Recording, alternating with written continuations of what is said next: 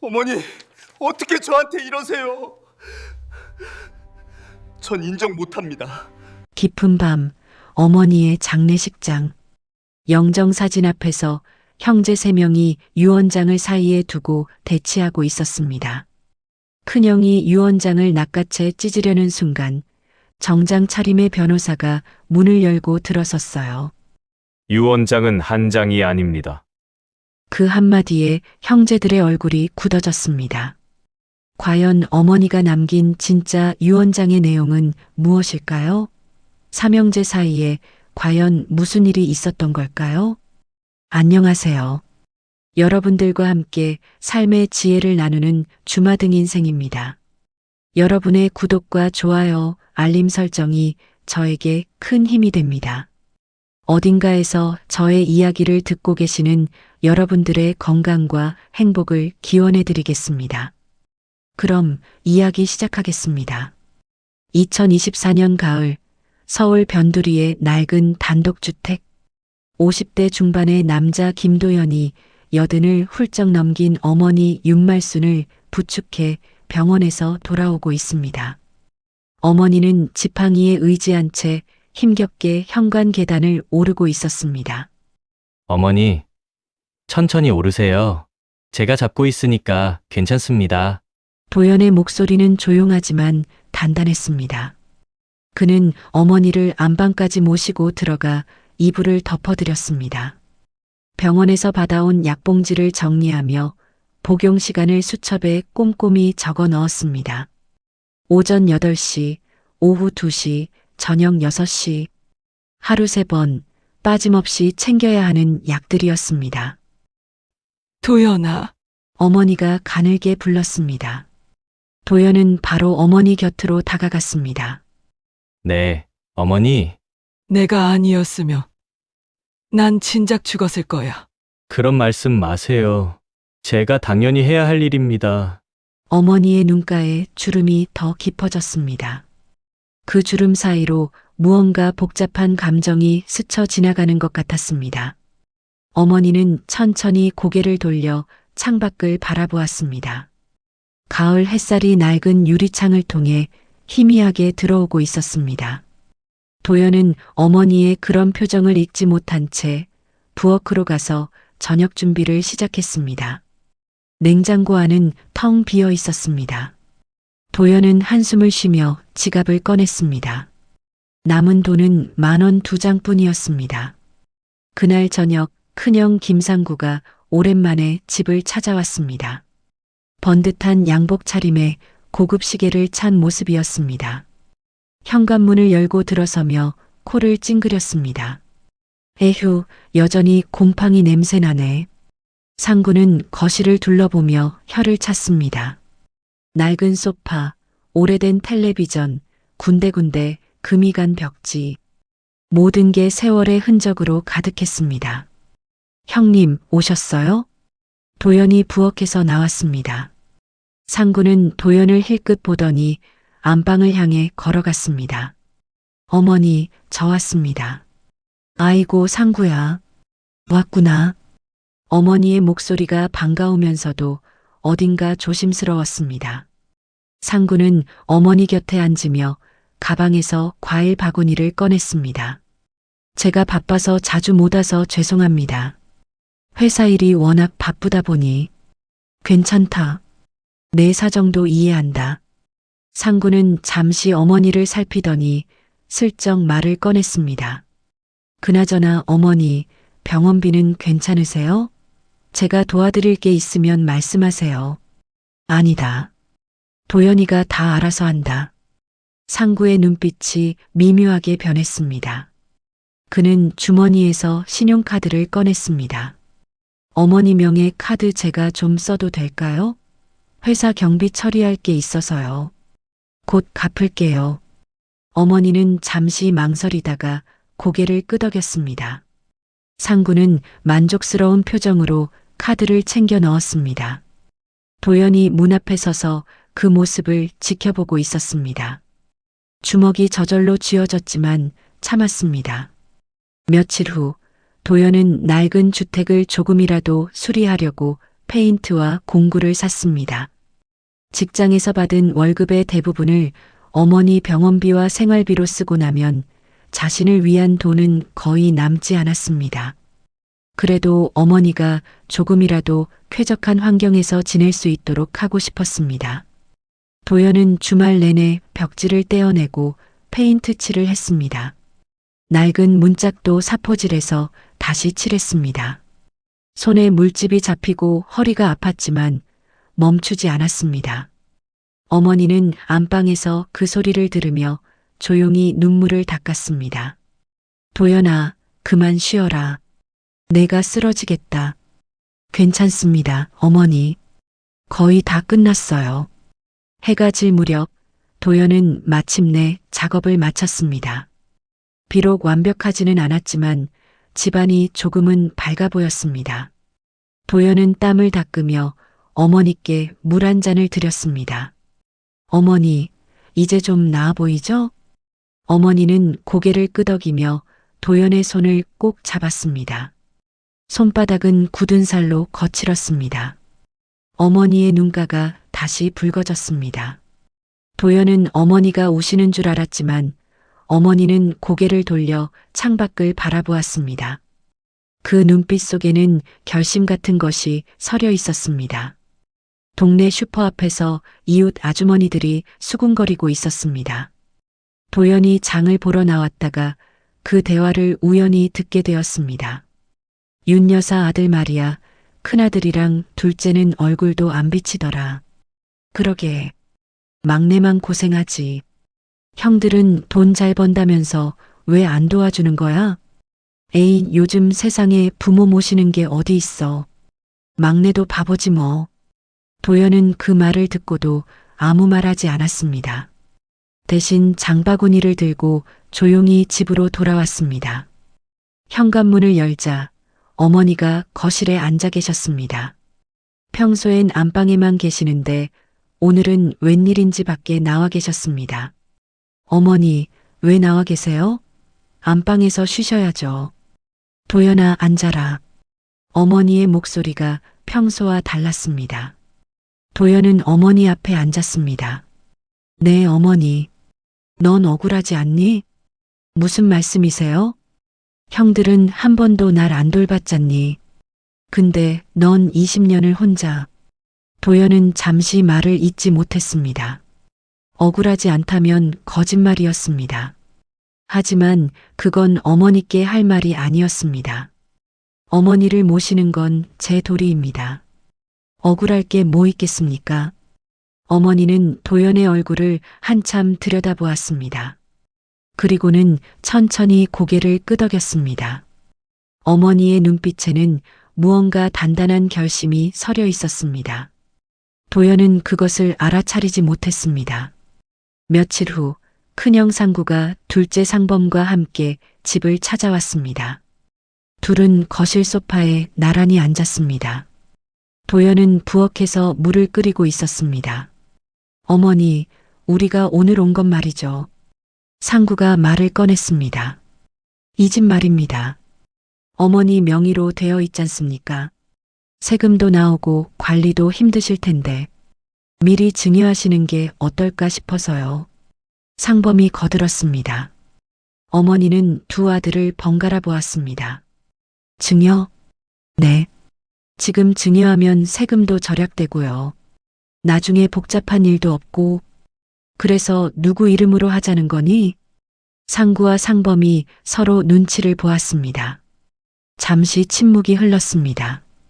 그건 형제들끼리 공평하게 나누면 되죠. 막내는? 아, 도연이는 뭐 당연히 포함이죠. 말은 그렇게 했지만 두 사람의 표정은 그렇지 않았습니다. 어머니는 그들의 속마음을 다 읽고 있었습니다. 어머니는 천천히 입을 열었습니다. 지키는 사람이 가져야지. 네. 뭐라고 하셨습니까? 아무것도 아니다. 그냥 혼잣말이야. 상구는 어머니의 반응이 시원찮자 표정이 굳어졌습니다. 하지만 곧 웃음을 지으며 말했습니다. 어머니, 천천히 생각해 보세요. 급한 건 아니니까요. 두 형제는 곧 일어나 나갔습니다. 도연이 물을 들고 나왔을 때는 이미 현관문이 닫힌 뒤였습니다. 그날 밤 어머니는 잠들지 못하고 뒤척였습니다. 도연이 문 앞에서 걱정스러운 목소리로 물었습니다. 어머니, 괜찮으세요? 괜찮다. 자거라.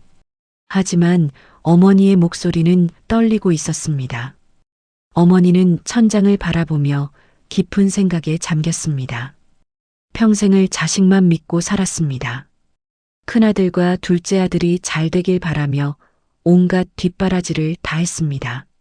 하지만 정작 자신이 늙고 병들었을 때 곁을 지킨 건 막내뿐이었습니다. 어머니는 서랍장을 열고 오래된 수첩을 꺼냈습니다. 거기엔 그동안 큰아들과 둘째 아들이 빌려간 돈의 목록이 적혀 있었습니다. 갚겠다고 했지만 단 한 번도 돌려주지 않은 돈들이었습니다. 수첩을 덮으며 어머니는 중얼거렸습니다. 지키는 사람이 가져야지. 어머니의 눈빛이 달라졌습니다. 더 이상 망설이지 않는 눈빛이었습니다. 어머니는 조용히 일어나 책상 서랍에서 편지지를 꺼냈습니다. 떨리는 손으로 펜을 잡았습니다. 그리고 천천히 글자를 써 내려가기 시작했습니다.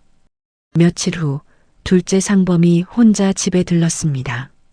도연이 병원에 간 사이였습니다. 상범은 부엌을 뒤지며 통장이나 도장을 찾고 있었습니다.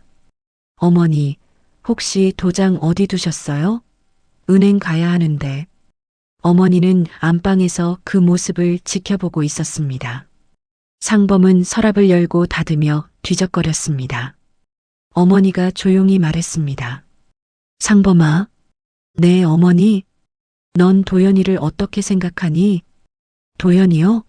뭐 동생이죠. 착하고 성실하고. 그럼 고맙게 생각하니? 도연이가 날 돌봐주는 거? 상범은 잠시 말을 멈췄습니다. 그리곤 어색하게 웃었습니다. 그야 뭐 당연하죠. 근데 어머니, 왜 갑자기 그런 말씀을? 어머니는 더 이상 묻지 않았습니다. 이미 답을 알고 있었습니다.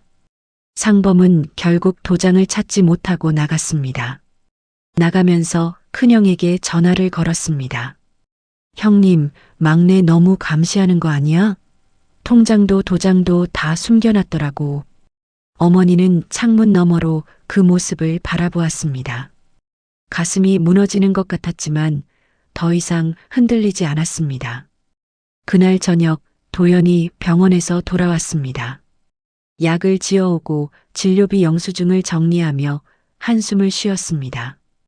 이번 달 병원비가 또 50만 원이 넘었습니다. 도연은 통장을 확인했습니다. 잔액은 100만 원이 채 안 되었습니다. 어머니는 도연을 불렀습니다. 도연아, 이리 와봐라. 도연이 안방으로 들어갔습니다. 어머니는 도연의 손을 꼭 잡았습니다. 도연아, 혹시 나 없으면 형들한테 억울한 일 당하지는 말아라. 어머니, 무슨 말씀이세요? 괜찮습니다. 아니다. 내가 하는 말 잘 들어라. 어머니의 목소리가 평소와 달리 단호했습니다. 형들은 너를 호구로 본다. 내가 다 안다. 근데 넌 착해서 참기만 하잖니. 도연은 고개를 숙였습니다. 부정할 수가 없었습니다. 하지만 도연아, 넌 혼자가 아니다. 내가 내 편이란다. 어머니는 도연의 손을 더 세게 잡았습니다. 도연의 눈가가 붉어졌습니다. 어머니는 더 이상 말하지 않았습니다. 하지만 그 눈빛 속에는 이미 결심이 서려 있었습니다. 도연이 나간 뒤 어머니는 서랍 깊숙한 곳에서 봉투를 꺼냈습니다. 봉투 안에는 손으로 쓴 편지와 문서가 들어 있었습니다. 어머니는 그것을 꼭 안고 잠이 들었습니다. 2024년 가을이 깊어갈 무렵 어머니의 병세가 갑자기 악화되었습니다. 도연이 새벽에 응급실로 어머니를 모시고 갔습니다. 의사는 심각한 표정으로 말했습니다. 상태가 좋지 않습니다. 가족분들 모두 오시는 게 좋겠습니다. 도연은 떨리는 손으로 형들에게 전화를 걸었습니다. 큰형 상구는 통화 중이었고 둘째 상범은 전화를 받지 않았습니다. 세 번째 전화에서야 상범이 받았습니다. 뭐야, 새벽에 왜? 형님, 어머니가 위독하십니다. 병원으로 오셔야 해요. 지금? 나 내일 아침에 중요한 미팅 있는데. 형님, 어머니가 위독하시다고요. 도연의 목소리가 떨렸습니다. 상범은 한숨을 쉬며 말했습니다. 알았어, 알았다고. 형한테도 연락해봐. 전화가 끊어졌습니다. 도연은 병실 복도에 주저앉았습니다. 간호사가 다가와 물었습니다. 보호자분이세요? 괜찮으세요? 네, 괜찮습니다. 하지만 도연의 눈에는 눈물이 고여 있었습니다. 해가 뜨고 나서야 큰형 상구와 둘째 상범이 병원에 도착했습니다. 두 사람은 병실 문을 열고 들어서며 인상을 찌푸렸습니다. 에휴, 병원 냄새 정말 싫어. 상구가 중얼거렸습니다. 상범은 핸드폰만 들여다보고 있었습니다. 도연은 밤새 어머니를 간병하느라 눈이 충혈되어 있었습니다. 형님들, 의사 선생님 말씀이. 알았어. 우리가 알아서 할게. 넌 좀 쉬어. 상구가 도연의 말을 자르며 말했습니다. 그리곤 상범과 눈빛을 주고받았습니다. 두 사람은 복도로 나가 작은 목소리로 대화를 시작했습니다. 형님, 이번 기회에 정리 좀 해야 되지 않겠어요? 정리? 무슨?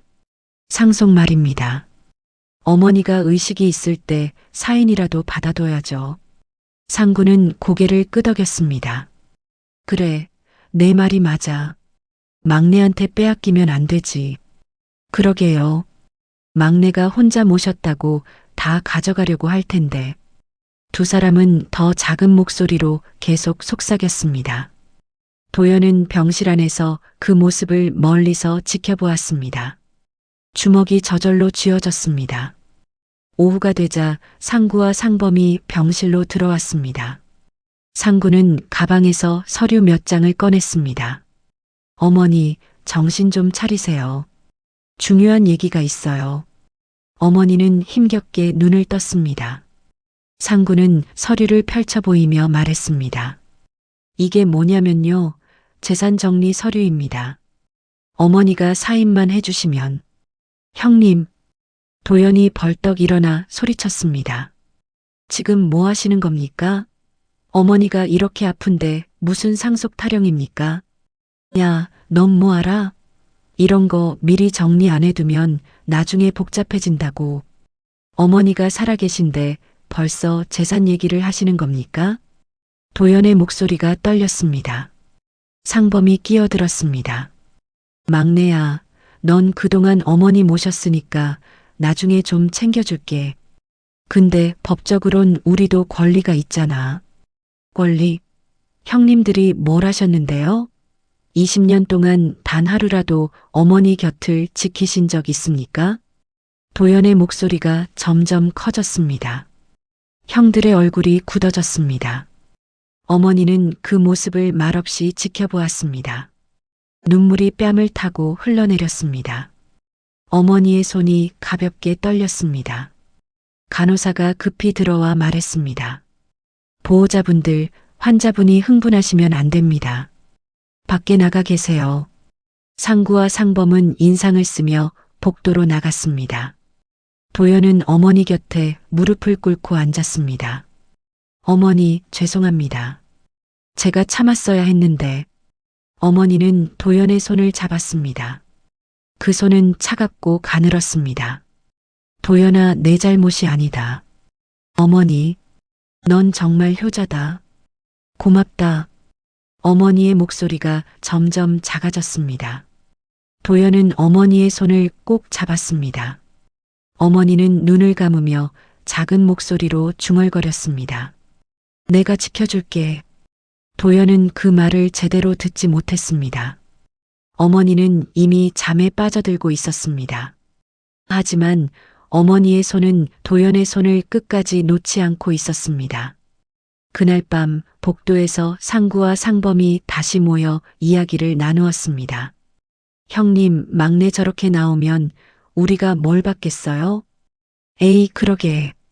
아무리 생각해도 우리가 손해보는 것 같아. 막내가 혹시 어머니 돈 몰래 쓴 거 아닐까요? 상범의 말에 상구의 눈빛이 변했습니다. 그럴 수도 있겠는데? 20년 동안 통장 다 관리했으면. 맞아요. 우리가 확인해 봐야겠어요. 두 사람은 다음 날 은행에 가기로 했습니다.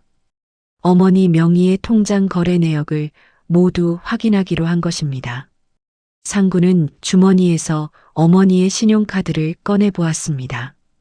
그동안 자신이 얼마나 썼는지는 생각하지 않았습니다. 막내가 부정하게 쓴 게 있으면 우리가 법적으로 대응할 수도 있어. 그래요. 변호사도 알아봐야겠어요. 두 사람의 눈빛이 날카로워졌습니다. 복도 저 끝에서 도연이 커피를 사러 가다가 그 모습을 보았습니다. 도연은 걸음을 멈추고 주먹을 쥐었습니다. 며칠 후 동네에 소문이 돌기 시작했습니다. 상범이 동네 사람들에게 도연을 험담하고 다닌 것입니다. 우리 막내 동생이 말이야, 어머니 돈 관리한다고 하더니 은행 가서 확인해 보니까 의심스러운 출금이 많더라고. 어머, 정말이요? 그래. 우리가 가만히 있을 수 없잖아. 법적으로 따져봐야 할 것 같아. 슈퍼 주인 아주머니가 그 말을 듣고 혀를 찼습니다. 에이, 그럴 리가. 도연 씨가 그럴 사람이 아닌데. 하지만 소문은 이미 퍼지고 있었습니다. 도연이 장을 보러 나갔을 때 사람들이 수군거리는 것을 느낄 수 있었습니다. 도연은 아무 말 하지 않았습니다. 하지만 가슴속 깊은 곳에서 분노가 끓어올랐습니다. 집으로 돌아온 도연은 거울 앞에 섰습니다. 거울 속의 자신은 지쳐 보였습니다. 눈 밑에는 다크서클이 깊게 패여 있었고 볼은 파리했습니다. 도연은 주먹으로 벽을 쳤습니다. 왜 이렇게까지? 도연의 목소리가 떨렸습니다. 그날 밤 어머니는 병실에서 누군가를 기다리고 있었습니다. 밤 10시쯤 정장을 입은 남자가 병실 문을 두드렸습니다. 어머니의 오랜 지인이자 변호사인 박 변호사였습니다. 어머니, 오랜만입니다. 박 변호사 와줘서 고맙네. 박 변호사는 의자에 앉으며 어머니를 걱정스럽게 바라보았습니다. 많이 편찮으시다고 들었습니다.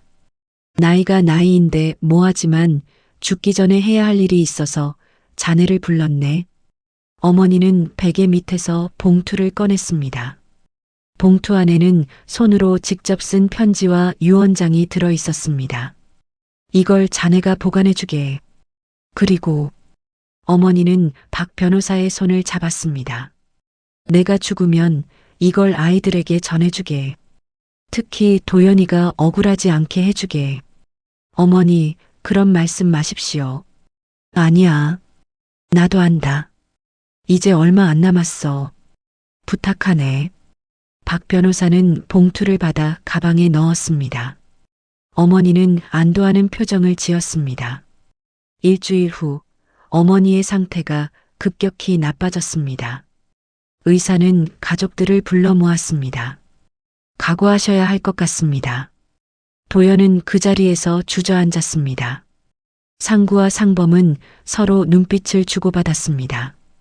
병실로 들어가자 어머니는 산소 호흡기를 달고 누워 있었습니다. 도연은 어머니 곁에 무릎을 꿇었습니다. 어머니. 어머니는 힘겹게 눈을 떴습니다. 그리고 도연을 보며 희미하게 미소 지었습니다. 도연아, 고생 많았다. 어머니, 가지 마세요. 제발. 어머니는 도연의 손을 잡았습니다. 그리고 마지막 힘을 다해 말했습니다. 넌 혼자가 아니야. 내가 지킨다. 그 순간 심장 박동 소리가 길게 울렸습니다. 의료진이 급히 달려왔습니다. 도연은 어머니의 손을 놓지 않았습니다. 상구와 상범은 멀찍이 서서 그 광경을 바라보고 있었습니다. 그들의 눈에는 슬픔보다 다른 감정이 서려 있었습니다. 어머니가 돌아가신 지 이틀 후 장례식장이 차려졌습니다. 도연은 밤낮 없이 조문객을 맞으며 눈물을 흘렸습니다. 상구와 상범은 조문객들에게 인사는 했지만 어딘가 형식적이었습니다. 밤이 되자 조문객들이 모두 돌아갔고 장례식장에는 세 형제만 남았습니다. 상구가 입을 열었습니다. 자, 이제 우리끼리 얘기 좀 하자. 무슨 얘기요, 형님? 도연이 지친 목소리로 물었습니다. 상속 얘기지. 뭐겠냐? 상범이 가방에서 서류 몇 장을 꺼냈습니다. 거기에는 어머니 명의의 부동산과 예금 내역이 적혀 있었습니다. 집은 시세가 한 5억 정도 되고 예금은 3천만 원 정도 있더라. 형님들, 지금 그런 얘기할 때입니까? 어머니 장례도 안 끝났는데. 도연의 목소리가 떨렸습니다. 야, 언제 하자는 거야? 나중에 하면 더 복잡해진다. 상구가 짜증을 냈습니다. 상구는 메모지를 꺼내 계산을 시작했습니다. 집은 내가 가져갈게. 가장 큰 책임을 져야 하니까. 예금은 3등분하고요. 상범이 거들었습니다. 도연은 그 모습을 믿을 수 없다는 표정으로 바라보았습니다. 형님, 그게 무슨 말씀이십니까? 집을 형님이 가져간다고요? 그래. 나는 큰형이잖아. 당연한 거 아니냐. 20년 동안 어머니를 모신 건 접니다. 형님들은 단 한 번도. 상구가 소리를 질렀습니다. 내가 모신 건 인정한다. 그래서 예금에서 내 목 좀 더 줄게. 근데 집까지 내가 다 가져가겠다는 건 말이 안 되잖아. 저는 집을 달라는 게 아닙니다. 그냥 공평하게 나누자는 겁니다. 공평? 법적으로 3등분이 공평한 거야. 내가 간병했다고 특별 대우 받을 순 없어. 도연은 주먹을 쥐었습니다. 분노가 치밀어 올랐지만 참았습니다. 그때 장례식장 문이 열리며 정장을 입은 남자가 들어왔습니다. 박 변호사였습니다. 세 형제는 놀란 표정으로 그를 바라보았습니다. 누구십니까? 상구가 물었습니다. 저는 고인의 변호사 박준호입니다. 변호사? 우리 어머니가 무슨 변호사를? 박 변호사는 가방에서 봉투를 꺼냈습니다. 고인께서 생전에 저에게 맡기신 게 있습니다. 세 형제의 시선이 봉투에 집중되었습니다. 박 변호사는 봉투를 열어 안에서 편지를 꺼냈습니다. 유언장입니다. 유언장이요? 상범의 목소리가 떨렸습니다. 네. 고인께서 직접 작성하신 유언장입니다. 상구와 상범의 얼굴이 굳어졌습니다. 도연은 어머니가 유언장을 남겼다는 사실에 놀랐습니다. 박 변호사는 유언장을 펼쳤습니다. 하지만 공개하기 전에 말했습니다. 고인께서는 이 유언장을 세 아드님이 모두 모인 자리에서 공개해 달라고 하셨습니다. 지금 다들 계시니 읽어드리겠습니다. 상구와 상범은 긴장한 표정으로 귀를 기울였습니다. 박 변호사가 유언장을 읽기 시작했습니다. 사랑하는 내 아들들에게 이 글을 남기는 것이 마음 아프지만 꼭 해야 할 말이 있다. 도연의 눈에 눈물이 고였습니다. 어머니의 목소리가 들리는 것 같았습니다. 나는 평생 너희를 사랑했다. 하지만 사랑만으로는 부족한 때가 있지. 누가 진심으로 나를 돌봤는지, 누가 나를 이용했는지 나는 다 알고 있다. 상구와 상범의 얼굴이 창백해졌습니다.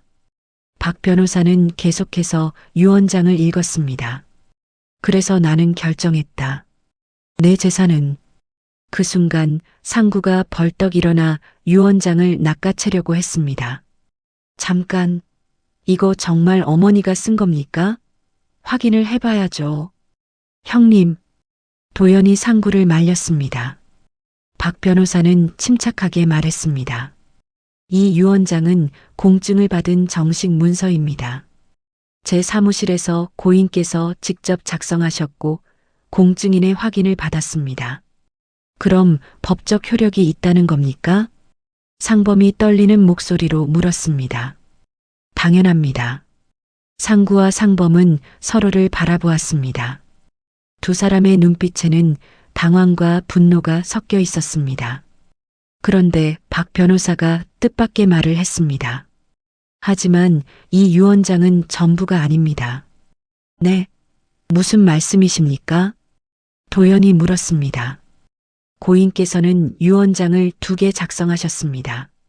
하나는 여기 있는 것이고 또 하나는 박 변호사는 잠시 말을 멈췄습니다. 고인의 집에 있는 금고 안에 있습니다. 금고? 세 형제가 동시에 물었습니다. 네. 고인께서는 2번째 유언장에 더 중요한 내용을 담으셨다고 하셨습니다. 그리고 그 금고는 특정한 사람만 열 수 있도록 되어 있습니다. 누가 열 수 있는데요? 상구가 다급하게 물었습니다. 고인께서 가장 사랑하는 사람입니다. 금고 비밀번호는 그 사람의 생일입니다. 세 형제는 서로를 바라보았습니다. 상구는 자신만만한 표정으로 말했습니다. 그럼 당연히 나겠죠. 나는 큰아들이니까. 아니요, 저일 수도 있습니다. 상범도 지지 않고 말했습니다. 도연은 아무 말도 하지 않았습니다. 박 변호사는 첫 번째 유언장을 다시 봉투에 넣으며 말했습니다.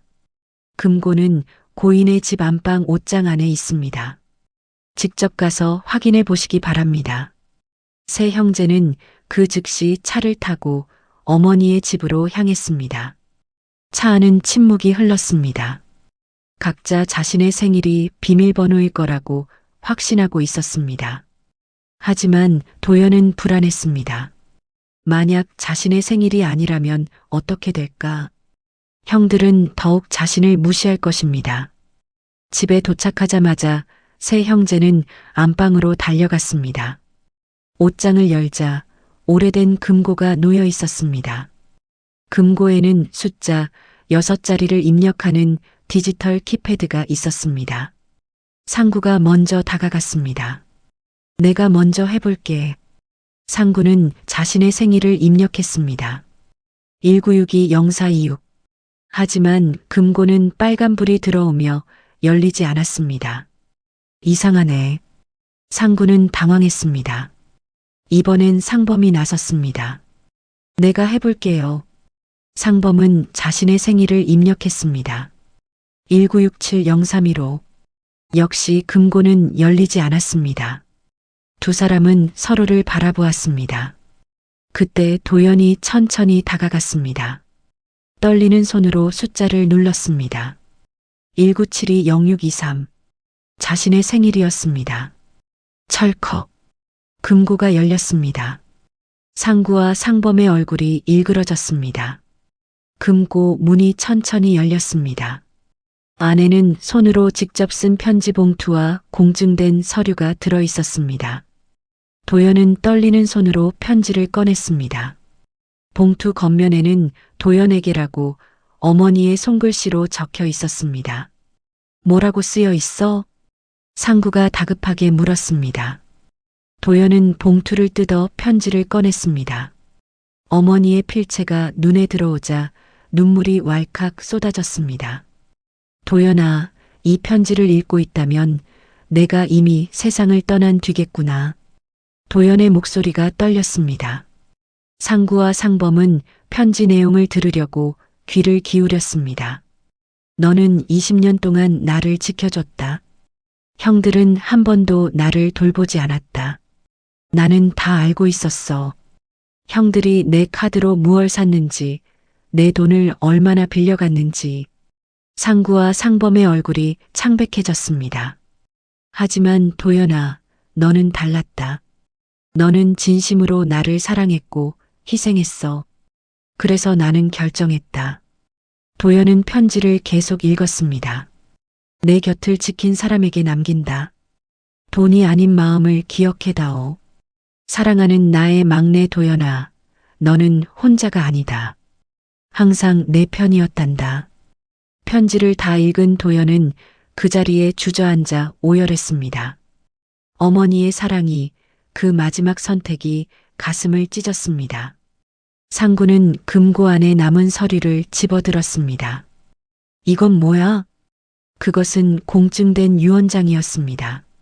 상구는 서류를 펼쳐 읽기 시작했습니다. 읽으면 읽을수록 표정이 굳어졌습니다. 이건 말도 안 돼. 상범이 서류를 낚아챘습니다. 거기에는 명확하게 적혀 있었습니다. 유언자 윤말수는 본인의 모든 재산, 즉 서울시 소재의 단독주택과 모든 예금을 막내 아들 김도연에게 단독 상속한다. 상범이 서류를 바닥에 내던졌습니다. 이게 말이 됩니까? 우리도 자식인데. 형님들도 자식이시죠. 근데 자식 노릇은 하셨습니까? 도연이 눈물을 닦으며 일어섰습니다. 목소리에는 더 이상 흔들림이 없었습니다. 20년 동안 형님들은 뭘 하셨습니까? 어머니 아프실 때 단 한 번이라도 병원에 함께 가셨습니까? 밤새 간병해 보셨습니까? 그건 우리도 사정이 있었어. 상구가 변명했습니다. 사정? 어머니 카드로 고급 음식점 가시고 골프 치시고 그게 사정입니까? 도연은 서랍에서 영수증 뭉치를 꺼냈습니다. 어머니가 몰래 모아둔 것들이었습니다. 이게 뭔지 아십니까? 형님들이 어머니 카드로 쓴 내역입니다. 한 달에 100만 원씩, 2년 동안 2,400만 원입니다. 상구와 상범은 말문이 막혔습니다. 도연은 계속 말을 이었습니다. 형님, 둘째 형님도 마찬가지입니다. 어머니한테 빌려간 돈 1,000만 원 갚으셨습니까? 상범은 고개를 돌렸습니다. 그건 곧 갚으려고 했어. 1년 전 일입니다. 고지 1년입니까? 도연의 목소리가 점점 커졌습니다. 20년간 쌓인 분노와 억울함이 터져 나왔습니다. 형님들은 어머니가 돈이라고 생각하셨죠? 이용할 수 있는 ATM 기계. 하지만 어머니는 사람입니다. 사랑이 필요한 사람이었습니다. 야, 너 지금 우리한테 대드는 거야? 상구가 소리쳤습니다. 대든다고요? 당연한 말을 하는 겁니다. 형님들이 자식 노릇 안 하셨으니까 상속도 못 받는 겁니다. 이게 어머니의 선택입니다. 도연은 유언장을 들어 올렸습니다. 상구는 달려들어 유언장을 빼앗으려 했지만 도연은 뒤로 물러섰습니다. 상범이 무릎을 꿇었습니다. 도연아, 우리가 잘못했다. 제발 좀 나눠달라. 우리도 가족이잖아. 가족? 도연은 쓸쓸하게 웃었습니다. 형님들이 언제 저를 가족으로 대하셨습니까? 어머니 돌볼 때는 내가 알아서 해라고 하시더니 막상 재산 이야기 나오니까 가족이라고 하시는 겁니까? 도연아, 제발. 상범의 목소리가 떨렸습니다. 하지만 도연은 고개를 저었습니다. 안 됩니다. 이건 어머니의 뜻입니다. 제가 바꿀 수 없습니다. 상구가 다시 벌떡 일어났습니다. 좋아, 그럼 법정에서 보자. 이건 조작된 유언장일 수도 있어. 조작이라고요? 그때 박 변호사가 현관문을 열고 들어왔습니다. 조작이 아닙니다. 제 사무실에서 고인께서 직접 작성하셨고 공증인 앞에서 서명하셨습니다. 법적으로 완벽한 문서입니다. 상구는 할 말을 잃었습니다. 법적으로 다툴 여지가 없다는 것을 알았습니다. 상범은 바닥에 주저앉아 머리를 감쌌습니다. 이럴 수가. 도연은 두 형을 내려다보았습니다. 평생 자신을 무시하고 호구 취급했던 형들. 이제 그들은 무릎을 꿇고 있었습니다. 도연은 복잡한 감정이 밀려왔습니다. 통쾌함, 슬픔, 허무함. 형님들, 나가주세요. 도연아, 나가달라고 했습니다. 도연의 목소리는 차갑고 단호했습니다. 상구와 상범은 비틀거리며 일어나 집을 나갔습니다. 문이 닫히는 소리가 울렸습니다. 도연은 그 자리에 혼자 남았습니다. 도연은 어머니의 영정 사진을 바라보았습니다. 어머니는 사진 속에서 환하게 웃고 있었습니다. 어머니, 이게 맞는 건가요? 형님들을 이렇게 보내도 되는 건가요? 도연의 목소리가 떨렸습니다. 하지만 대답은 없었습니다. 도연은 어머니의 편지를 다시 꺼내 읽었습니다. 도연아, 내가 이 편지를 읽으며 형들 때문에 마음 아파할까봐 걱정된다. 하지만 이건 내 선택이다. 너를 지키기 위한 나의 마지막 선택이란다. 도연은 편지를 가슴에 안았습니다. 눈물이 멈추지 않았습니다. 박 변호사가 조용히 다가와 어깨에 손을 얹었습니다. 고인께서는 아드님을 정말 사랑하셨습니다. 이 유언장을 작성하시면서도 눈물을 흘리셨습니다. 그러셨습니까? 네. 하지만 결심은 확고하셨습니다. 도연이가 억울하지 않게 해달라고 몇 번이나 당부하셨습니다. 도연은 고개를 끄덕였습니다. 며칠 후 도연은 법무사 사무실에서 상속 등기를 마쳤습니다. 집과 예금 모든 것이 정식으로 도연의 이름으로 넘어왔습니다. 도연은 서류를 받아들고 집으로 돌아왔습니다. 현관문을 열자 텅 빈 집이 도연을 맞이했습니다. 어머니가 안 계신 집은 너무나 조용했습니다. 도연은 안방으로 들어가 어머니의 이불을 만졌습니다. 아직도 어머니 냄새가 희미하게 남아 있었습니다. 그날 밤 도연의 전화기가 울렸습니다. 큰형 상구였습니다. 도연은 잠시 망설이다가 전화를 받았습니다. 뭐 좀 나눠줄 생각은 없냐? 상구의 목소리는 비굴했습니다. 죄송하지만 안 됩니다. 야, 이 자식아.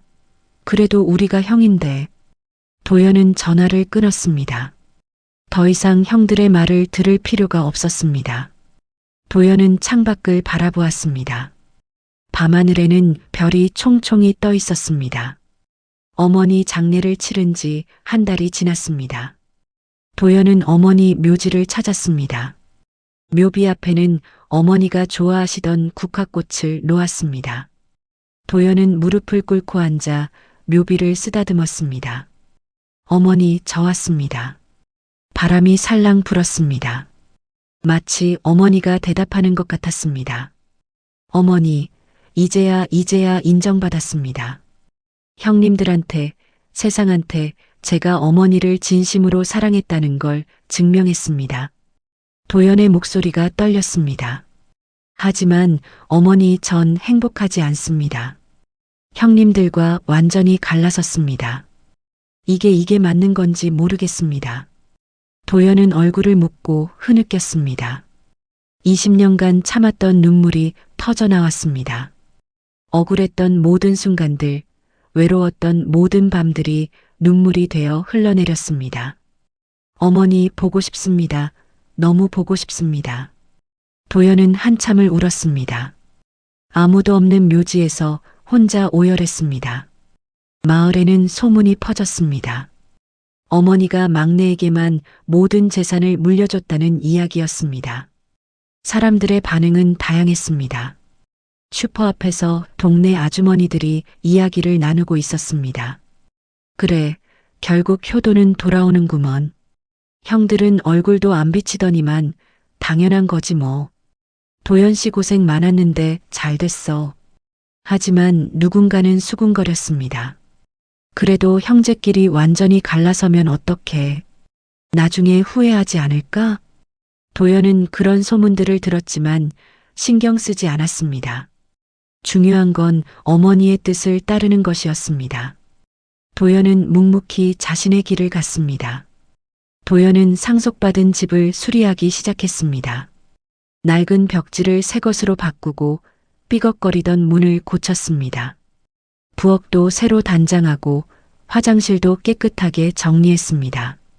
일주일간의 작업 끝에 집은 말끔해졌습니다. 도연은 안방 한쪽에 작은 공간을 만들었습니다.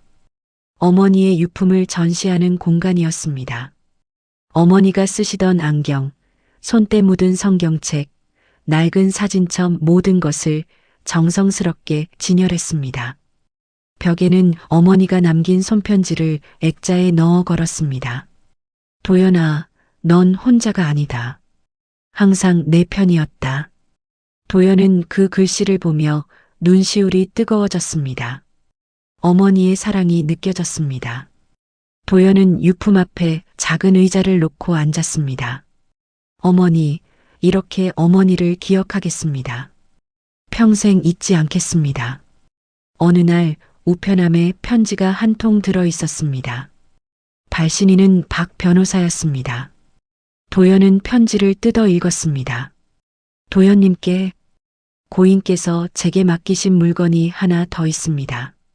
사무실로 들러주시기 바랍니다.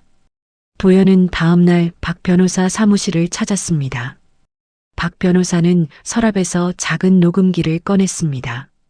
고인께서 생전에 녹음하신 겁니다. 도연님께 꼭 들려드리라고 하셨습니다. 도연은 떨리는 손으로 녹음기를 받았습니다. 재생 버튼을 누르자 어머니의 목소리가 흘러나왔습니다. 도연아, 이 목소리 듣고 있니? 도연의 눈에서 눈물이 흘러내렸습니다. 어머니의 목소리는 계속 이어졌습니다. 엄마가 이 녹음을 남기는 건 너한테 꼭 하고 싶은 말이 있어서야. 도연은 녹음기를 꼭 쥐었습니다. 도연아, 너는 정말 효자다. 20년 동안 나를 지켜줬어. 나는 너무 고마웠단다. 그래서 미안해. 내가 너의 인생을 살지 못하게 했잖니. 아니에요, 어머니. 도연은 중얼거렸습니다. 하지만 도연아, 이제는 너의 인생을 살아라. 상속은 돈이 아니라 마음을 물려주는 거란다.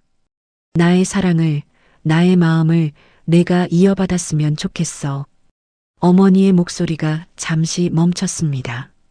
그리고 다시 이어졌습니다. 형들을 미워하지 마라. 그들도 내 자식이야. 언젠가 그들이 뉘우치는 날이 올 거다. 그때 내가 용서할 수 있다면 용서해 주렴. 도연은 흐느껴 울었습니다. 녹음은 계속 이어졌습니다. 도연아, 엄마는 행복했단다. 내가 곁에 있어서 외롭지 않았어. 내 덕분에 웃을 수 있었고 살 수 있었어. 고맙다, 정말 고맙다. 도연은 더 이상 참을 수 없었습니다. 책상에 얼굴을 묻고 목 놓아 울었습니다. 박 변호사는 조용히 자리를 떠났습니다. 도연아, 이제 그만 울어라. 엄마는 괜찮다. 너도 이제 행복해야 한다. 그게 엄마의 마지막 소원이란다. 사랑한다. 나의 아들아. 녹음이 끝났습니다. 도연은 한참을 그 자리에서 울었습니다. 어머니의 마지막 목소리가 귓가에 맴돌았습니다. 도연은 녹음기를 가슴에 안았습니다. 어머니 사랑합니다. 정말 사랑합니다. 석 달 후 도연은 새로운 일상을 시작했습니다. 낡은 집에서 계속 살기로 결정했습니다. 어머니의 추억이 깃든 곳을 떠날 수 없었습니다. 매일 아침 어머니 유품 앞에서 인사를 드렸습니다. 어머니, 오늘도 좋은 하루 보내세요. 도연은 직장도 그만두고 작은 가게를 열었습니다. 동네 어르신들을 위한 반찬 가게였습니다. 어머니가 좋아하시던 음식들을 만들어 팔았습니다. 어르신들은 도연의 가게를 자주 찾았습니다. 도연 씨 음식은 정성이 느껴져. 어머니가 만든 것 같더라. 도연은 그 말을 들을 때마다 뿌듯했습니다. 어머니의 사랑을 이어가는 것 같았습니다. 저녁이 되면 도연은 어머니 영정 앞에 앉아 하루 일과를 이야기했습니다. 어머니, 오늘은 손님이 많았어요. 어머니가 좋아하시던 된장찌개가 인기였습니다. 도연은 혼잣말을 하며 웃었습니다. 1년이 지났습니다. 명절이 되었습니다. 도연은 어머니 산소를 찾았습니다. 벌초를 하고 음식을 차렸습니다. 혼자 절을 올렸습니다. 그때 뒤에서 인기척이 들렸습니다. 돌아보니 큰형 상구와 둘째 상범이 서 있었습니다. 두 사람은 많이 초라해져 있었습니다. 상구는 머리를 숙이며 말했습니다. 도연아, 우리 잘못했다. 도연은 아무 말 하지 않았습니다. 1년 동안 많이 생각했다. 우리가 정말 잘못했어.